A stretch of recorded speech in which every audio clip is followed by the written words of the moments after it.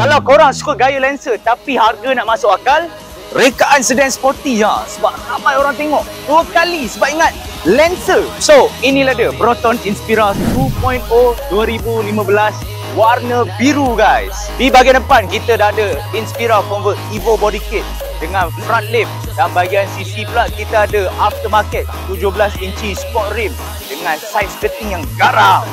Di bahagian belakang kita ada Evo punya spoiler, taillight pun dah convert Evo, diffuser pun ada, muffler pun ada, dan boot space 420 liter guys. Harga body RM37,800, harga bulanan lebih kurang RM1,000, ikat 5 tahun guys, kredit. Engine 2.0 liter memang cukup untuk bagi pick up yang steady guys.